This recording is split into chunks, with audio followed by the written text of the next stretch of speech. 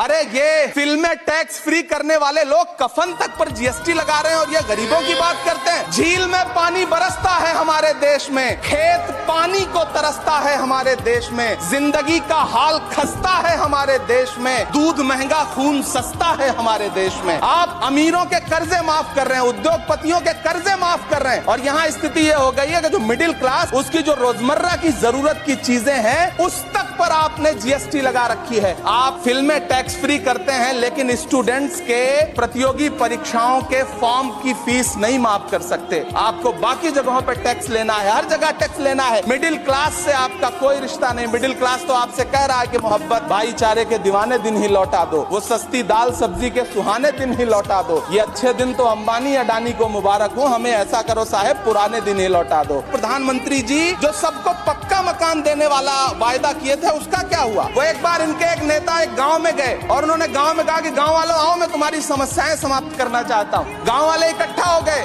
नेताजी ने गांव वालों से कहा बताओ तुम्हारी दो समस्याएं बताओ, मैं दोनों समस्याओं का यहीं पे समाधान करूंगा। तो गांव वालों ने कहा साहब हमारी पहली समस्या है कि हमारे यहाँ कोई हॉस्पिटल नहीं है। तो नेताजी ने मोबाइल निकाला, कहीं फोन मिलाया और मिला के फोन पे पता नहीं क्या कुछ कहा कि यहाँ गाँव में हॉस्पिटल नहीं है, हॉस्पिटल तुरंत यहाँ हॉस्पिटल चाहिए। गाँव वाले खुश हो गए कि 1 मिनट में यहाँ हॉस्पिटल आ रहा है। अगली समस्या के बारे में उन्होंने नेताजी ने गांव वालों से कहा कि मैंने आपकी पहली समस्या समाप्त कर दी, दूसरी समस्या बताओ। तो गांव वालों ने कहा साहब इस गांव में कोई भी मोबाइल का नेटवर्क ही नहीं है। ये है इनके काम करने का तरीका, ये है झूठ बोलने का तरीका।